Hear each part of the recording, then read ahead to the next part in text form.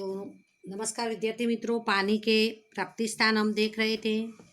पानी के प्राप्ति स्थान कुल 3 है। एक तो वृष्टि जल, वृष्टि यानी बारिश का पानी, भूपृष्ठीय जल यानी भूगर्भ के जो नहीं पृथ्वी की सतह पर है वो पानी, और भूमिगत जल यानी सतह के नीचे का पानी।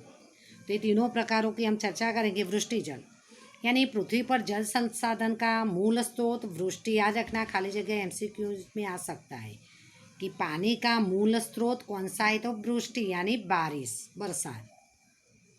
नदी, सरोवर, झरने और कुएं ये गौण स्रोत है। नदियों में भी पानी है, सरोवर में भी है, झरनों में भी है। ये पानी जो है वो नदी, सरोवर, झरने में जो भी पानी आता है वो बारिश से ही आता है, इसीलिए वो गौण है। मुख्य स्रोत है वो बरसात है। अभी दूसरा जो जल स्रोत है वो भूपृष्ठीय जल यानी पृथ्वी की सतह पर जो पानी है, नदी, सरोवर, तालाब, समुद्र, झरने, कुएं, बावड़ियाँ तो वगैरह में जो पानी है वो भूपृष्ठीय जल है। और भूपृष्ठीय जल का मुख्य स्रोत नदियाँ हैं। भूपृष्ठीय ये सारा जो नदी, सरोवर, तालाब वो पानी नदियों में से ही वो सरोवर, तालाब वगैरह में पानी जाता है। तीसरा है भूमिगत जल। तो मुख्य जल स्रोतों में भूमिगत जल का स्थान महत्वपूर्ण है। भूमिगत जल के अवशोषण से भूमिगत जल प्राप्त भूपृष्ठीय जल के अवशोषण से यानी नदी, कुआं, तालाब, सरोवर, झरनों में जो पानी है उसका शोषण पृथ्वी की सतह के नीचे होता है, और उससे ये भूमिगत जल है वो हमें मिलता है। और भूमिगत जल राशि अमर्यादित, बहुत सारा पानी है तो वो ये शोषण होके भूगर्भ के नीचे जाता है। और भारत में उत्तर के मैदानी क्षेत्रों में 42% भूमिगत जल पाया जाता है, क्योंकि भारत के उत्तर में बहुत सारी नदियां हैं, गंगा, यमुना, ब्रह्मपुत्र, सतलज, रावी, बियास, कि जिसमें 12 मास पानी रहता है। तो उसका शोषण जमीन के भूगर्भ के अंदर होता रहता है, उसके कारण वहाँ पर 42% है। दक्षिण भारत के पठारी प्रदेश एवं पर्वतीय क्षेत्रों के कारण, अभी दक्षिण भारत का जो प्रदेश है वह पठारी प्रदेश है, वहाँ की नदियों में 12 मास पानी नहीं रहता है, और पर्वतीय इलाके में भी पानी बह जाता है। सारा बहकर मतलब नदियों में से सागर में चला जाता है, उसका शोषण जमीन के अंदर नहीं होता है, तो उसके कारण वहाँ कम मिलता है भूमिगत जल। और भूमिगत जल का सर्वाधिक उपयोग सिंचाई के लिए होता है, कि भूमिगत भूगर्भ में जो पानी है उनमें से कुआं खोदकर या tube wells, monoblock pump, hand pump वगैरह खुदाई करके उसमें मोटर डालकर वो पानी को बाहर निकालकर पीने के लिए और खेती में सिंचाई के लिए वो पानी का उपयोग सबसे अधिक होता है। अभी हम देखेंगे सिंचाई के बारे में। जल संसाधन का उपयोग अभी हम देखेंगे। तो पानी का उपयोग हमने देखा पीने के लिए, और सबसे महत्वपूर्ण उपयोग है सिंचाई के लिए, यानी खेती में बारिश के मौसम के अलावा या जहाँ बारिश नहीं होती है वहाँ सिंचाई में होता है। तो भारत में लगभग 84% जल सिंचाई के लिए उपयोगी है। देखो 84% याद रखना। अभी उसका उदाहरण स्वरूप हम ले कि 1 किलोग्राम गेहूँ उत्पन्न करना है तो उसके लिए 1500 लीटर पानी चाहिए। सोचो, 1 किलो गेहूँ के लिए 1500 लीटर पानी की ज़रूरत पड़े, जबकि धान, पटसन एवं गन्ना की फसलों को अधिक जल की ज़रूरत होती है। ये धान, पटसन और गन्ना को उगाना है तो सबसे अधिक पानी उसमें हमें ज़रूरी होता है। प्राचीन समय से ही पानी का उपयोग सिंचाई के लिए होता रहा है। अभी प्राचीन समय में मोटर नहीं था, पर लेकिन कुआं, बाद में बावड़ी है वो खुदवा कर पानी कोस से, बैलों से वो पानी निकालते थे। और कावेरी नदी में से ग्रैंड एनीकट नाम से प्रसिद्ध नहर का निर्माण 2री सदी में हुआ था। सोचो, उस समय भी 2री सदी में ही नहरें हुई थी। बाद में आपने कोई राजाओं के बारे में देखा हो तो जैसे कि राजाओं ने भी प्रजा कल्याण के काम किए, उनमें नहरों खुदवाई थी। तो नदियों में से नहरों 2री सदी में भी खुदवाई गई थी उसका नाम था ग्रैंड एनीकट। 1882 में उत्तर प्रदेश में पूर्व यमुना में भी नहर का निर्माण किया गया था।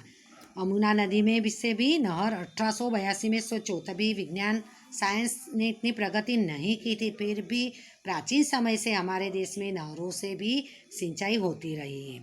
अभी सिंचाई हम बोलते हैं कि सिंचाई के लिए पानी जरूरी, तो सिंचाई तीन माध्यम से होती है, कुआं और ट्यूबवेल्स। कुआं खुदवाते या ट्यूबवेल्स में मोटर डालकर खुदाई करके वो पानी बाहर निकालते, बाद में नहरों द्वारा और तालाब द्वारा। उनमें से कुआं एवं ट्यूबवेल सिंचाई के मुख्य माध्यम हैं। अभी हमारे यहाँ कुआं और ट्यूबवेल से ज़्यादा सिंचाई होती है। नहर एवं तालाब क्रमशः दूसरे एवं तीसरे स्थान पर आते हैं नहरों द्वारा, क्योंकि सभी जगह नहरों की सुविधा नहीं है, इसीलिए वो दूसरे स्थान पर आता है और तालाब तीसरे स्थान पर आता है। नहरों द्वारा सतलज, यमुना एवं गंगा के विशाल मैदानों में यानी पंजाब और उत्तर प्रदेश में, और पूर्व के तटीय मैदानों में, पूर्व के जो अरुणाचल, मेघालय, वहाँ पर भी स्थित महानदी, पूर्व गोदावरी, कृष्णा, कावेरी, यानी नीचे जो पश्चिम बंगाल वगैरह राज्यों में कावेरी के मुख्य त्रिकोण प्रदेश में होती है। तो ये उत्तर प्रदेश में और पूर्व के मैदान में जो महानदी गोदावरी, कृष्णा, कावेरी है, तो उसमें आएगा पश्चिम बंगाल है, आंध्र प्रदेश का भाग है, वहाँ पर ये नहरों से सिंचाई होती है। और तालाबों द्वारा होने वाली सिंचाई पूर्व एवं दक्षिण के राज्यों में अधिक होती है। पूर्व के राज्यों में भी और दक्षिण के कर्नाटक, केरल, तमिलनाडु में भी तालाबों में से मोटर वगैरह डालकर खेती के लिए पानी पहुँचाया जाता है। तो ये देखें हमने सिंचाई और सिंचाई के माध्यम देखे तीन, जो है कुआं, ट्यूबवेल्स, और दूसरा नहर, और तीसरा तालाब। अभी हम देखेंगे बहुउद्देशीय योजना। पहले तो बहुउद्देशीय योजना किसे कहते हैं, तो जो नदियों का घाटी प्रदेश होता है वहाँ पर जो समस्याएं हैं उनको दूर करने के लिए बहुउद्देशीय योजनाएं बनाई जाती है। बहुउद्देशीय योजना यानी सामान्य अर्थ ले तो नदियों पर बांध बांधना, नदी पर बांध बांधकर पानी का एक तरफ सरोवर बनाकर संग्रह करना, और जब ज़रूरत पड़े गर्मी के मौसम में जब बारिश ना हो तब भी वो पानी का संग्रह किया हुए पानी का उपयोग करना, वो है बहुउद्देशीय योजना। सामान्य अर्थ है तो नदी पर जो बांध बांधे हुए वही है बहुउद्देशीय योजना। तो बहुत सारी नदियों पर ये बहुउद्देशीय योजनाएं हैं जिसके बारे में हम पढ़ने वाले हैं। तो भारत में बहुत सारी छोटी बड़ी नदियां हैं और भारत का जल परिवाह में भारत समृद्ध है। इसका कारण भारत का भूपृष्ठ ऐसा है कि अनेक नदियां दूसरी नदियों से मिलकर उसका पानी समुद्र में ले जाए। अभी कई छोटी नदियां होती है उसका पानी बड़ी नदियों में मिलता है और बड़ी नदी जाकर समुद्र को मिलती है। और इस जल का उपयोग अनेक उद्देश्य के लिए हो, यानी पीने के लिए, खेती में, उद्योग कारखानों में, मत्स्य उद्योग के लिए, जल मार्ग के लिए, बिजली पैदा करने के लिए उपयोग होता है। इसीलिए कई नदियों पर बहुउद्देशीय योजनाएं बनाई गई है, क्योंकि पानी हमारे लिए व्यावहारिक जीवन में तो उपयोगी है, उसके अलावा वैज्ञानिक दृष्टि से भी उपयोगी है कि जैसे उनमें से बिजली पैदा की जाती है। तो इसीलिए बहुउद्देशीय योजनाएं बनाई गई है। तो बहुउद्देशीय योजना की परिभाषा दी है यहाँ पर कि बहुउद्देशीय अर्थात नदी घाटियों के साथ जुड़ी विभिन्न समस्याओं को हल करना। अभी कौन सी समस्याएं जुड़ी है उनको हल करने के लिए नदी पर बांध बांधे जाते हैं। तो बाढ़ नियंत्रण, देखो बारिश के मौसम में उपरवास में बारिश ज़्यादा होती है या आसपास के इलाके में बारिश अधिक होती है तो नदी में बाढ़ आती है। अभी आज कल आप देखते होंगे कि इस साल बारिश ज़्यादा हुई तो बहुत सारी नदियों में बाढ़ आ रही है। तो बाढ़ को काबू में रखने के लिए बांध बांधे जाते हैं, क्योंकि पानी को रोक दिया जाता है बांध बांध कर। बाद में ज़मीन के कटाव को रोकना, अगर देखो बांध नहीं होता तो ये बारिश के मौसम में कितना तेज प्रवाह से पानी आता है, तो वो पानी के साथ जमीन की जो उर्वरकता है, पोषक तत्व है, वो पानी के साथ बह जाते हैं।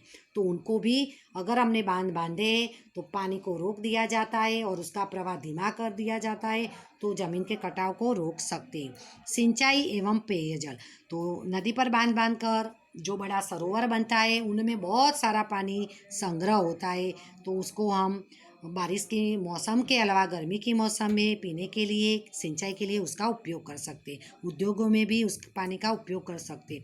जहाँ ज़्यादा बस्ती, अभी हम भी जो पानी पीते हैं वो भी नदियों में से ही आता है।